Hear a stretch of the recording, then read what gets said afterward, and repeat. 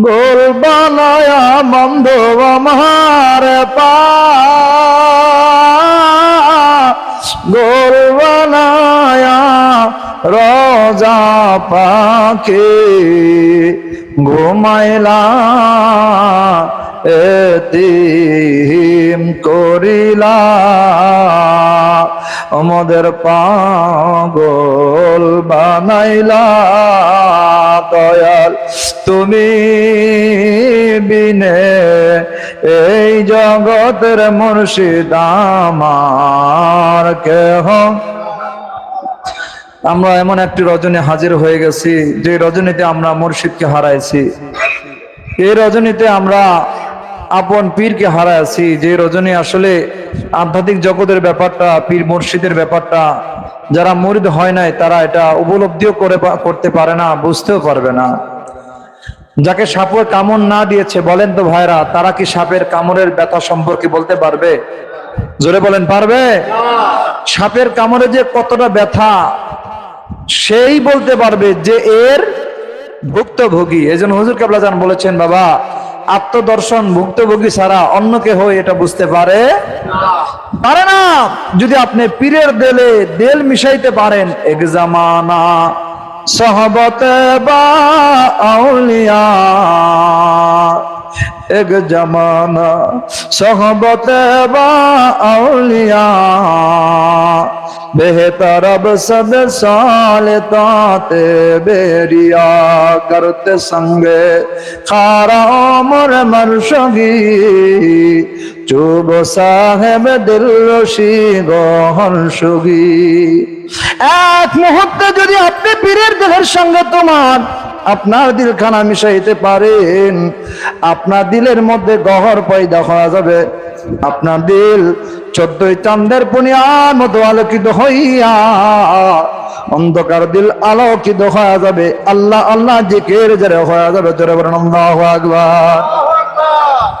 যত গুনাহ করেন না কেন, যত পাপী আপনি আমি হয়ে যাই না কেন, যদি আল্লাহর ওলি যার কাছে গেলে পরে ওই নূরের প্রতিবিম্ব আমাদের অন্তরের মধ্যে আসতে থাকবে। যদি তার সঙ্গে আপনি ঘষতে পারেন, যেরকম ভাবে আমার ভাইরা একটা পাথর, কি পাথর যেন বলে, কষ্টি পাথর, এই কষ্টি পাথর যদি আপনি কোনো লোহার সঙ্গে ঘষা দেন, ওই লোহাটা মুহূর্তের ভিতরেও স্বর্ণ হয়ে যাবে। একটু জোরে বলেন না সুবহানাল্লাহ। এই সামান্য একটা কষ্টি পাথর দুনিয়াতে যেটা পাওয়া যায়, এই পাথরের সঙ্গে যে কোনো লোহা ঘষা দিবেন স্বর্ণে পরিণত হয়ে যাবে। একই কথা পীরের পীর যারা, আল্লাহর ওলি যারা, তাদের সহবতে থাকলে, তাদের পাশে থাকলে, তাদের কাছে থাকলে আপনার অন্ধকার দিল আমার ভাইয়ের আলোকিত হবে, মুর্দা দিল জিন্দা হবে, পাপী দিল আল্লাহ পাক সবকিছু মাফ করে আপনাকে মাসুম বেগুনা বানায় দেবে।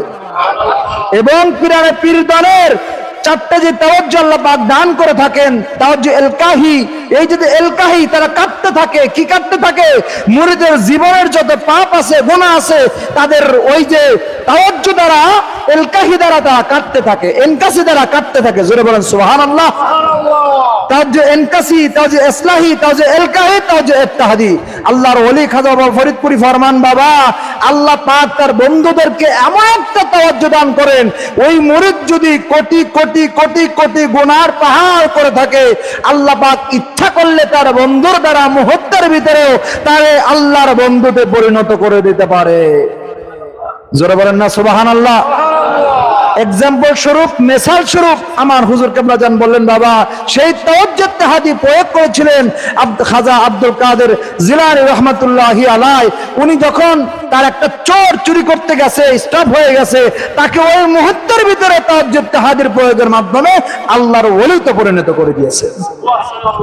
আমরা এসেছি বাবার কদমে তাওয়াজ্জুহ নেওয়ার জন্য, নাফসের পরিশুদ্ধতা করার জন্য।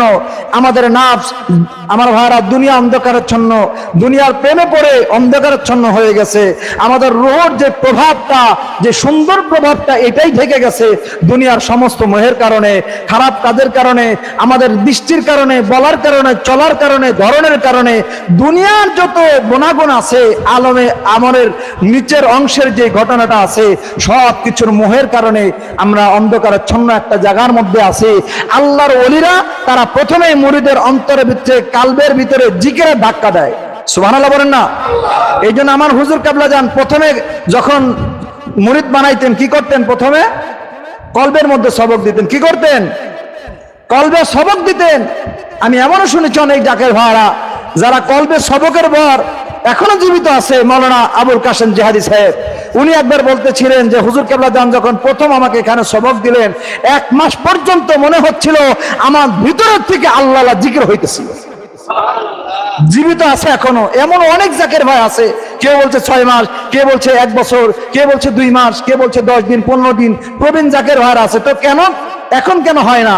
কারণ হচ্ছে তারা ধরে রাখতে পারে না। কালবে যখন জিন্দা করে দেওয়া হয়, আপনাকে এরপর সেই অনুযায়ী চলতে হবে, যেইভাবে হুজুর কেবলা আপনাকে পথটা দেখায়, আপনাকে যে রাস্তাটা দেখায় সেই রাস্তায় চলতে হবে। আপনাকে পরিষ্কার রাস্তা দেখানো হলো, অপরিষ্কার রাস্তাও আছে, কিন্তু আপনি পরিষ্কার রাস্তা বাদ দিয়ে যদি অপরিষ্কার রাস্তায় যান, বলেন আপনার ভিতরে ময়লা লাগবে কি লাগবে না? সবাই বলেন লাগবে কি লাগবে না? হুজুর কেবলা জান আমাদেরকে পরিষ্কার করে, কালবটাকে পরিষ্কার করে পরিষ্কার রাস্তা দেখাই দিয়েছেন, সিরাতাল মুস্তাকিম, সোজা পথ দেখাই দিয়েছেন। কিন্তু আমাদের ভিতরে এই আমার ভাইরা নেফাকি এসে যায় তখন, যখন আমরা হুজুরের কথা অনুযায়ী চলি না, আমরা 5 ওয়াক্ত নামাজ পড়ি না, ওজিফা কালাম করি না, তখনই তো আমাদের ভিতরে আস্তে আস্তে আস্তে আস্তে আস্তে গুনার পাহাড়, গুনার তাসির, গুনার অন্ধকার আসতে থাকে। আর এইগুলা কাটার জন্যই ফায়েজে বসতে হয়, জিকিরের মধ্যে বসতে হয়, এবং ফায়েজের মধ্যে বলা হয় সমস্ত গুনাহের খারাপির উপরে আল্লাহ তাআলার খাস মহব্বতের ফয়েজের ঢল পড়ে যায়। যেরকম সুবহানাল্লাহ, রাসূলুল্লাহর মহব্বতের ঢল পড়ে যায়, দোসরা দেয় কোয়াতের ফয়েজের মগর পড়ে। আমরা বলি কি বলি না? আমরা বলি, কিন্তু অনুধাবন করতে পারি না বাজান। জাকের ভাইরা যদি আমরা এগুলো অনুধাবন করতাম, তাহলে আমাদের কালবের ভিতরে আল্লাহ জিকির আমরা নিজেরাই শুনতে পারতাম। যেটা ঝিঝি পোকার মতো আল্লাহ জিকির হইতে থাকে, আপনার ভিতর থেকে অনুধাবন করতে পারবেন, সুলতানের আজকার পর্যায়ে আপনি পৌঁছে যাবেন। দিবানিশে আপনার ভিতর থেকে জিকির হইতে থাকবে, আপনি শুধু শুনতেই থাকবেন। আপনি বুঝতেও পারবেন যে গাছে, লতা পাতায়, এমনকি একটা কীট পতঙ্গ যে আছে তার মধ্য থেকেও যে আল্লাহ জিকির হইতেছে আপনি শুনতে পারবেন। মাওলানা কামরুজ্জামান নুরী সাহেব বলতেছিলেন, এটা উপলব্ধি তখন করা যায় যখন যে সে তরিকতের ফয়েজ খেয়াল করে, ওজিফা কালাম ঠিকঠাক মতো করতে পারে। ভাইজান বেশি দরকার হয় না, মাত্র কয়েকটা বছর যদি আপনি ঠিকঠাক মতো পরিশ্রম করে ধরে রাখতে পারেন, আল্লাহ পাক আপনাকে এই নিয়ামতের অধিকারী করে দিবেন। যেরকম সুবহানাল্লাহ। হুজুর কেবলা জান তারা এই তরিকা, আমি অনেক সময় অনেকে বলে থাকি, আপনি 41 দিন টানা রহমত করেন, দেখবেন এরপরের থেকে আপনার রহমতের প্রতি এমন একটা ভালোবাসার টান আসবে, আপনার আর রহমত কাজা করতে মন চাবে না। কথা বলেন ঠিক না ঠিক? করে দেখবেন, কঠিন মুসিবতের মধ্যে পড়ে যান, জাকের বারা শুধু অভিযোগ দেয়, ভাই আমার মেয়ের বিয়ে হয় না, আমার টাকা নাই, আমার চাকরি নাই, আমার ব্যবসা নাই। বলি ভাই টানা রহমত করেন, 3 দিন করেন, 7 দিন করেন, যদি বেশি সুযোগ হয় 140 দিন করেন, রহমত করতে থাকবেন। আসলে আমরা বলি কিন্তু তা করতে পারি না। কি ভাই ঠিক না ঠিক? এই আমল করে হুজুর কেবলা যেন আমাদেরকে প্র্যাকটিক্যালি দেখাই দিয়ে গেছে, শুধু আমরা করতে পারলেই হলো। খাতা কলম আছে, কাগজও আছে, কিন্তু আপনাকে লিখতে হবে, লেখা শিখাই দিয়ে গেছে। আমরা আলসেমি করে লিখতেছি না, অর্থাৎ আমরা আমল করতেছি না। আমল না করার কারণে আজকে আমরা এত বিপদের মধ্যে পড়ে যাই। কি ভাই ঠিক না ভাই ঠিক?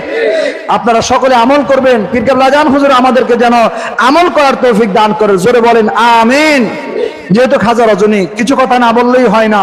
এই রজনীতে আসছেন, শুধু এই দরবার শরীফে আসছেন, ঘুমানোর জন্য আসেন নাই, খাওয়ার জন্য আসেন নাই। আমার পীর কেবলা জান অর্ধ চামচ খানা খায়া 40 বছর পীরের কদমে গোলামি করেছেন। কেউ কথা বলেন ঠিক না ঠিক? পীরের কদমে সবকিছু নেশার করে দিয়েছেন। আজকে আমরা দরবার শরীফে 10 টাকা 20 টাকা দিলে অনেকে মনে হয় অনেক টাকা দিয়ে দিয়েছেন। একজন একটু বেশি টাকা দিলে মনে হয় দরবার শরীফ তারই টাকায় চলে না। এটা আল্লাহর ওলি, আল্লাহ রসুলের দরবার। এটা যে আল্লাহ পাক কাকে দিয়ে চলাবে এটা আল্লাহ ভালো জানেন। কি দাদু ভাই ঠিক না ঠিক? আল্লাহ ভালো জানেন। আপনি আমি যদি এই দরবার শরীফে নাও আসি, নাও কিছু দেই, এই দরবার শরীফ থেমে থাকবে না। কারণ এইটার জামিনদার কে? আল্লাহ, আল্লাহ রসুল। আল্লাহ পাক এই দরবারের মালিক, আমার রসুল হচ্ছে বন্টনকারী। আর আমার পীর কেবলা জান হুজুর বলেছেন, বাবা আমি একজন পাহারাদার মাত্র। পাহারাদার কারা কি দেখে রাখা, এইটাই তো। এই রাসূলুল্লাহর সত্য তরিকা যতদিন পর্যন্ত আছে, লা ইলাহা ইল্লাল্লাহু মুহাম্মাদুর রাসূলুল্লাহ যতদিন পর্যন্ত আছে, ততদিন পর্যন্ত আমার হুজুর বিকেবলা যান বিশ্বনবী খাজা বাবা ফরিদপুরি সত্যের জন্য, সত্য তরিকার জন্য, সত্য ইসলামের জন্য, হোসেইনের জন্য এই বিশ্বে জাকের মঞ্জিল থাকবে, থাকবে, থাকবে। যারা ঠিক না রে ঠিক?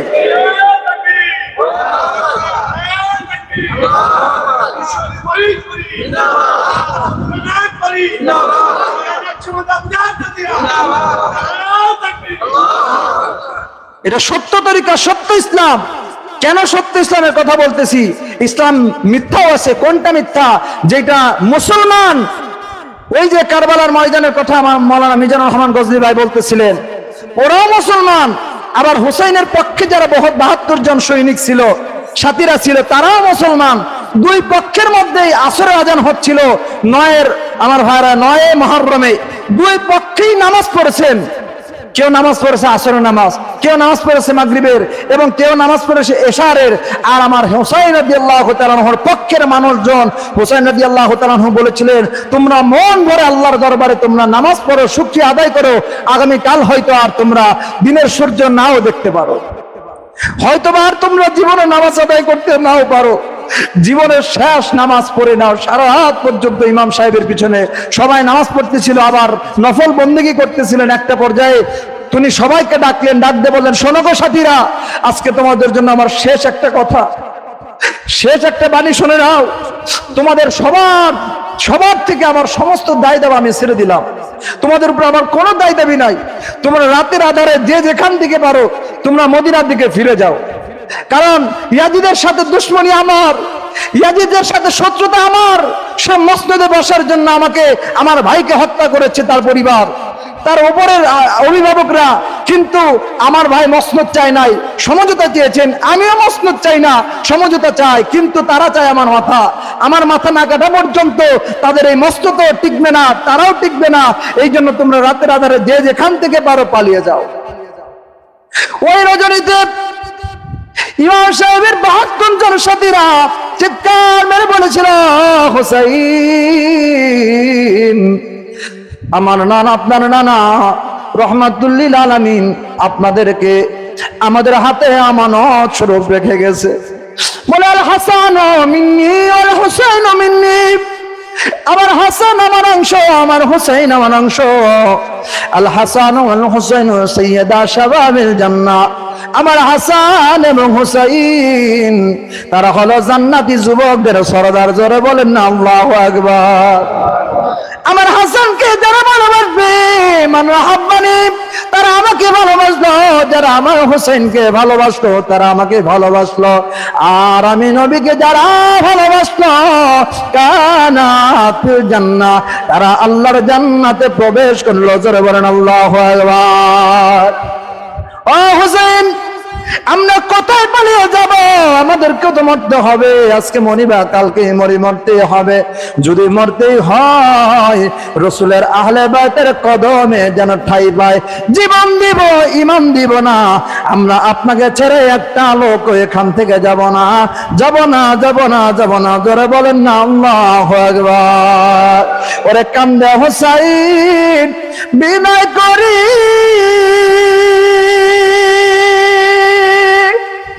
শিশু আজ করে লাড়বুকে ধরি। ওরে এক ফোঁটা পানি দিল না রে, বুকেতে তীর দিল মারি।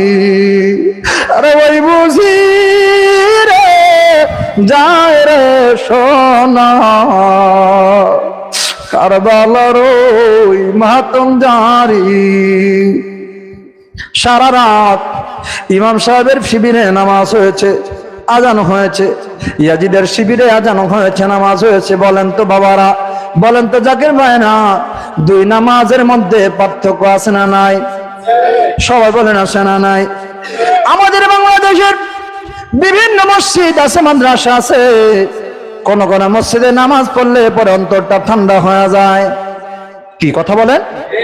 কোন কোন মাদ্রাসায় পড়াশোনা করলে পরে আল্লাহ আল্লাহ রসুলের ভালোবাসা অন্তরের মধ্যে পয়দা হয়। আবার কোন কোন জায়গায় পড়াশোনা করলে পরে রসুলের প্রতি বিদ্বেষ আসে, আসে কিনা? বলে রসুল আবার কি জানে, রসুলের আবার কোন পাওয়ার আছে, কিসের মিলাদ কিয়াম, কিসের হাজরে নাজের, এমন কথা বলে কি বলে না? বলেন তো, আমরা কি আমার বাবার সম্পর্কে আলোচনা করতেছি, আমার দাদার সম্পর্কে আলোচনা করতেছি, নাকি আমার আপন জনদেরকে নিয়ে আলোচনা করতেছি? কাউকে নিয়ে করতেছি না। কাকে নিয়ে করতেছি? যাকে না বানাইলে ওমা আরসালনাকা ইল্লা রাহমাতাল লিল আলামিন, যাকে না বানাইলে আল্লাহ রাব্বুল আলামিন কিছু বানাইতো না।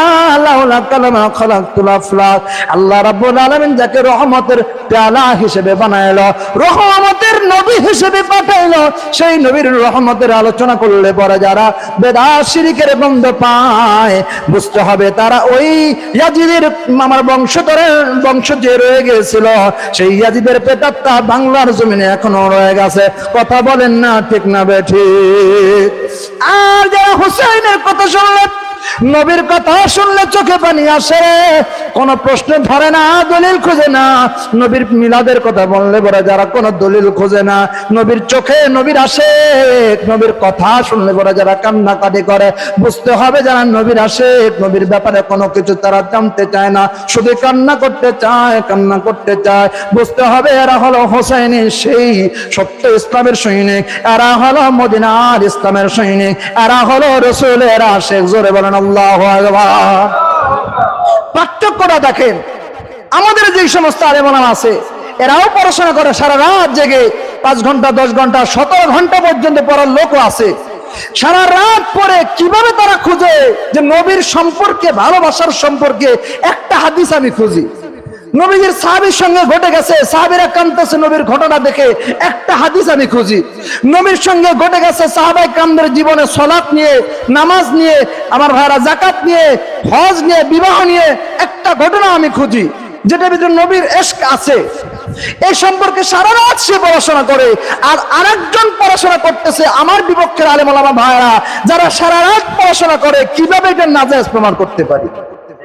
কি কথা বলেন না ভাই, ঠিক না ভাই? ঠিক। একজনের পড়াশোনা কিভাবে নবীর মহব্বত অন্তরে পয়দা হয়, চোখে পানি আসে, নবীর ভালোবাসা অন্তরে পয়দা হয়, এই বিষয় নিয়ে। আর আরেকজনের পড়াশোনা হচ্ছে কিভাবে নবীর বিষয়টাকে নাজায়েজ প্রমাণ করতে পারি। শুধু আল্লাহর শান বললেই, আল্লাহর হক আদায় করলেই সব হয়ে যাবে না। কেন? লা ইলাহা ইল্লাল্লাহ ফাদাখালাল জান্নাত নয়, ইল্লা মুহাম্মাদুর রাসূলুল্লাহ। যতক্ষণ পর্যন্ত আপনি মুহাম্মাদুর রাসূলুল্লাহ না পড়বেন, শুধু আপনি কালেমার সামান্য তাওহীদের অংশ সাক্ষী দিলেন, রিসালাতের অংশ সাক্ষী দেওয়ার আগ পর্যন্ত আপনি মুসলমান হতে পারবেন না। এই জন্য আল্লাহকে ভালোবাসতে হবে, এরপরে নবীকে ভালোবাসতে হবে জানের চাইতে। আন-নাবিয়্যু আওলা বিল মুমিনিন, যতক্ষণ পর্যন্ত নবীকে ভালোবাসবেন না ততক্ষণ পর্যন্ত মুমিন হতে পারবেন না। কারণ মুমিনের অন্তরের জানের চাইতেও নবী আরো নিকটে। জোরে বলেন না সুবহানাল্লাহ। এই জন্য নবীকে জানের চাইতে বেশি ভালোবাসতে হবে। হাদিস শরীফে, বুখারী শরীফে হাদিস শরীফে আসছে, মিশকাত শরীফে আছে, আবু দাউদ শরীফে আছে, হাদিসটা অনেক জায়গায় আছে।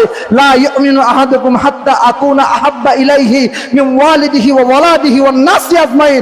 লা ইউমিন, তোমরা মুমিন হতে পারবে না, আহাদুকুম ততক্ষণ পর্যন্ত, হাত্তা যতক্ষণ না, আকুনা আহাব্বা ইলাইহি আমাকে ভালোবাসবে, মিন ওয়ালিদিহি তোমার পিতামাতা থেকে, মিন ওয়ালিদিহি ওয়া ওয়ালাদিহি তোমার সন্তান সন্ততিকে, ওয়ান নাসি আজমাইন এমনকি নিজের জানের চাইতে যতক্ষণ পর্যন্ত বেশি ভালোবাসতে না পারবে ততক্ষণ পর্যন্ত তোমরা মুমিন মুসলমান হতে পারবে না।